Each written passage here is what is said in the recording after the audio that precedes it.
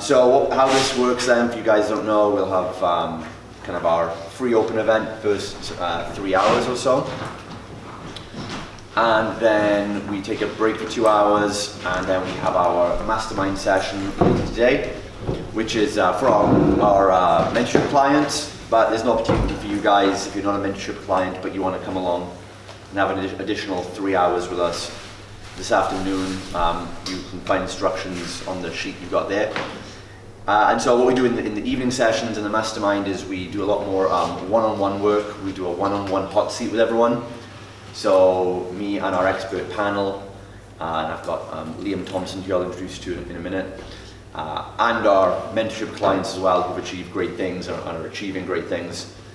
They're all there to help you one-on-one, where we kind of put you in the middle, strip apart your business and your biggest challenges, deconstruct the heck out of it, and then give you some ruthless answers to give you an action plan to go forward and build from there. So super, super powerful, but it's not for the faint of heart as we do it. So that's how the day works. If you want to find out more about that, just check it out. And also, guys, you're going to take a ton of notes today.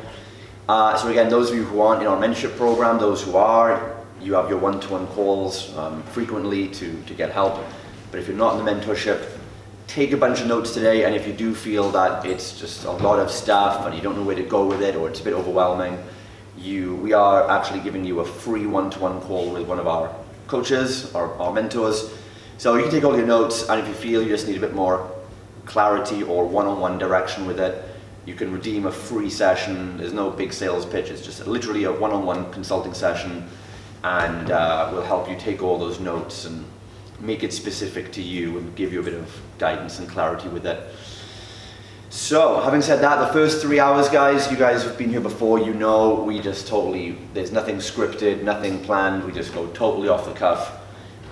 We might do some Q&A, I might just rant for an hour on something, I might go off on tangents, but it's going to be entertaining for you guys nonetheless. So, we also have here Liam Thompson at the back right there. He's founder of Internet Fit Pro. He's going to help you guys with Facebook ads, your online landing pages and things like that throughout the day as well. So that's going to be pretty cool. And then in the mastermind session later, Liam will be there on the expert panel.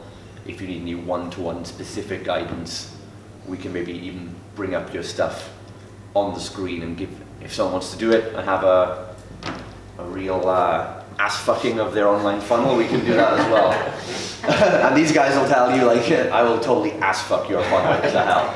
Right, with no remorse. Cool. All right, guys. So, for those who don't know, quick bit of backdrop about me. So, I started in the fitness industry over 10 years ago. I started, like many of you guys, working out of a gym where I was doing everything for the boss, and I was overworked and underpaid, doing all the things, bringing all the great ideas in, making so much money for the company, and yet, you know, not getting anything for it. Anyone been in that position before? You know, we are doing everything and there's just nothing there. And what you'll learn later on, guys, when you have your own employees or team members, or if you have them now, two things team members want is appreciation and growth. They want a career pathway and they want just appreciation and acknowledgement. They don't want more and more money as much as you think they do, right? And I was in that boat. So, you know, I worked for a pittance, but I would have liked a little bit more money, but really I would have liked the acknowledgement and to know that my work is going somewhere in the business. But I didn't have that outlet. My boss wasn't educated enough to see things that way. So I left and set up on my own. And that's probably why a lot of you guys have done the same thing. Who's kind of self-employed here? Anyone work still like in a gym for someone else, or no one? So you're all here because you're self-employed, you left that, you wanted to do it on your own. But I'm guessing, like me, a lot of you guys, you weren't like 8 years old thinking, I want to be a Richard Branson. You probably didn't even think, I thought business was for old grey people at that time. I just thought going self-employed is what I have to do. It's the only way to get back some creative control, make the money I think I deserve to make, and do it my way, really. And so you feel you have to do it that way. And again, for me, like many fit pros, that led to the big problem that I started business not for the wrong reasons, but with the wrong definitions. I had the wrong definitions on what a business was, and I was looking at business as a replacement job. It wasn't, I'm going to build a company or a fitness business. You know, it was just, if I'm making, you know, £1,000 a month in this gym, I need to go self-employed and make £1,200 a month. And that was the only goal. And of course, the problem with that is when you're actually, if that's your goal and your definition, you know, your definition leads to your goal is going to lead to your actions lead to your results. My goal was to create a job for myself, and that's exactly what I did, right? Only it wasn't one job, it was several jobs, because I had become a marketing person, and a salesperson, and a copywriting person, and a Facebook ads person, and a tech person, and a coach, you know, and a cleaner, and an admin, and an accountant. And, you know, literally end up doing 10 jobs, and we wonder why we get overwhelmed. And we wonder why there's not enough money either, because if you're doing 10 salaried positions and you're only getting paid for one of them, yes, you're going to feel like you're getting underpaid. Simple as that. And so I left the gym, I set up my own boot camp. I kind of started getting it off the ground with some strategies and things we'll talk about later. And eventually cracked the marketing code. I learned a lot about marketing, copywriting, all these kind of things. Learned from people like Dan Kennedy, Jay Abraham, Frank Kern. Learned a lot of good stuff from those. And even a lot of guys in the fitness community too, like Chris McCombs, people like that who, I'm happy to say, you know, actually come to me for mentoring now, which blows my mind a little bit, to be honest. But I learned a lot from these guys and cracked that first major problem of getting clients through the door. Right, then I hit the second problem that most of you guys have hit or will hit very soon. What the hell do I do with all these clients, right? Because when we get what we think we want 100 clients overnight. If you even, and you know, and like someone like Liam could get that for you. He'd be like, you want 100 leads? Yeah, sure, bam, bam, bam, here's 100 leads. You think that's what you want right now, okay? But then the minute you have it, what happens is very similar to kind of bodybuilding. If you use steroids, for example, you're going to grow muscle and strength, but your joints and tendons won't grow the same as the muscles do. So you might have the strength and capacity, but you don't have the infrastructure to actually support it. And that's what cracks first. So what we find is, you know, when you do start getting a lot of leads through the door, either you're not going to have the time to get on the phone with them, or, you know, leads go cold, or you don't know how to sell to them. Or you do get the clients in, and then you have client fulfillment problems. And we'll talk about scaling. Is anyone right now in a position where they're kind of ready to scale to multiple locations, like from one location to the next? Or scale as in taking on team members for the first time? Is anyone like getting clients in and you're just ready for the next step? Anyone? Michael, Mark, yeah. So we'll talk about scale later as well. And you know, the first number one tip about scaling that nobody else tells you is scaling doesn't mean scale your ad spend. That's how most internet marketers out there, when they talk about scale, what they're talking about is scaling your ad spend. But that's easy. I can log into your Facebook and change your £40 a day budget to 400 with 2 clicks. I've scaled your ad budget. Well done. I've saved you $6,000 of an internet marketing course now, right? What scale really means in real business terms is how many people you can serve at the same high level of quality. So you can have £1 million thrown at you to scale your business. You can have 20 million leads through the door, right? We can scale your ad spend. We can build you a 95 square acre gym. None of those things are actual scale. Scale lives and dies on how many people can you serve at the same high level of quality. So if I give you £1 million tomorrow to scale your business, but then people come in and they're not getting served at the same level that got you that momentum in the first place, you've ineffectively scaled and you're going to destroy that company, right? You're going to fall under the weight of your own growth. So think about that, guys. It's not about money or ad spend or space or anything like that. You've got to be able to scale it and only scale at the rate where you can still give the same level of service you became known for. That's where a lot of people go wrong. That's where I went wrong. So I brought all these clients in, I know, and then suddenly I'm burned out all day. I'm not giving my best to the clients anymore. You know, their results start struggling. And you know, who are we to go and tell people about energy management and productivity in their life when then we're burned out, you know, doing our own accounting, for God's sake, right? And you know, telling people to be efficient, right? We're telling them, you know, work out for less time, do interval training, work smarter, not harder, and then we're working dumber and longer. It's essentially what we're doing. So I got into that problem and I ignored the signs, I ignored the cracks, and life has a way of getting your attention when it needs it, you know, and life got my attention one day when I had all this going on. I was juggling everything. Lovely, you know, $7 grand a month income, but no social life, no friends, no relationships, poor health. A nice sports car that I could look at, but I couldn't drive till I was working up from 9 in the morning till 9 at night, fully booked with clients.